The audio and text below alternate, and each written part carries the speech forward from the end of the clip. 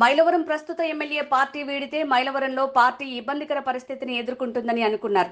జగన్మోహన్ రెడ్డిని ఎవరైనా ఛాలెంజ్ చేయగలరా? పక్కా లోకల్ పేదవాడు యాదవ కులస్తుడిని నిలబెట్టి గెలిపిస్తా చూడమని సర్నాల తిరుపతిరావు యాదవ్ని ఇన్ఛార్జిగా నియమించారు. మైలవరం వీరప్పన్ ఇసుక మట్టి బూడిద దోచుకునే అపర కుబేరుడిపై ఇలాంటి పేదవాడిని పెట్టారని అందరూ అనుకున్నారు. నేను మీరు అలా అనుకోలేదు. జగన్మోహన్ రెడ్డి సత్తా చూపిద్దామని అనుకున్నాం.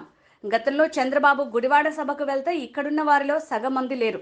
చంద్రబాబుది సొల్లెక్కువ పని తక్కువ అని అప్పుడే అనుకున్నాను అని కేసినేని నాని అన్నారు. ప్రస్తుత ఎమ్మెల్యే పార్టీ వీడినప్పుడు అందరూ అనుకున్నారు, ఇంకా ఏమైంది మైలవరం వైసీపీలో చాలా ఇబ్బందికరమైన పరిస్థితులు ఉంటాయని చెప్పని అందరూ అనుకున్నారు. కానీ జగన్ గారి సంగతి ఎవరికి తెలియదు. ఏదైనా ఛాలెంజ్ అంటే ఛాలెంజ్. అవునా? జగన్మోహన్ రెడ్డితో ఛాలెంజ్ చేయగలరా?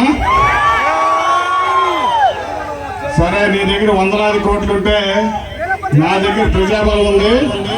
నేను పెట్టిన స్వర్ణాల తిరుపతిరావు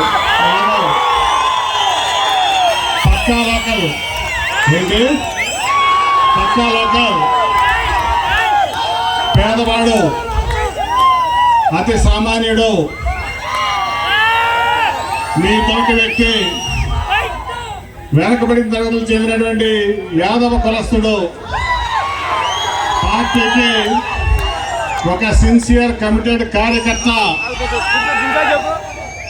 ఇతన్ని పెట్టి నేను గెలిపిస్తాను చూసుకోండి అని చెప్పి జగన్మోహన్ రెడ్డి గారు ఇన్ని మైలవరం అభ్యర్థిగా ప్రకటించారు.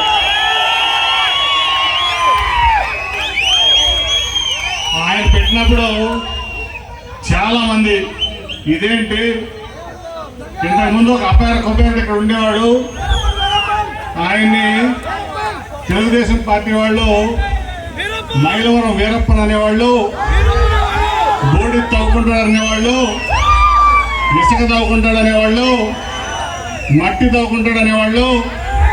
అది మనం చెప్పలేదు, ఎవరు చెప్పారు? తెలుగుదేశం వాళ్ళు అన్నారు. నా కార్యకర్తలు నాయకులు ఉన్నాను, వెళ్ళి పోటీ చేసి నీకు డబ్బులతో పని లేదని ఇక్కడ సర్నాలు తిరుపతిరావు పంపించారు.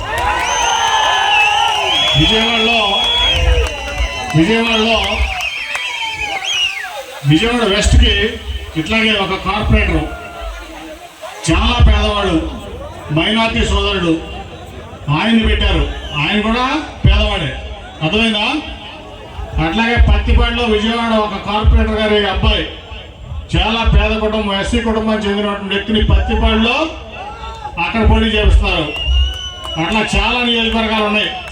పేదవాళ్ళని పార్టీకి కట్టుబడి పార్టీలో అతి సామాన్యుల్ని ఎమ్మెల్యే చేయగలిగిన ధైర్యం ఈ దేశంలో ఓన్లీ జగన్మోహన్ రెడ్డి గారికి మాత్రం ఉంది. ఇంకా ఏ పార్టీకి లేదు, దాంట్లో ఎటువంటి సందేహం లేదు. అది మీకు అందరికీ తెలుసు, నాకంటే కూడా బాగా. అవునా కదా?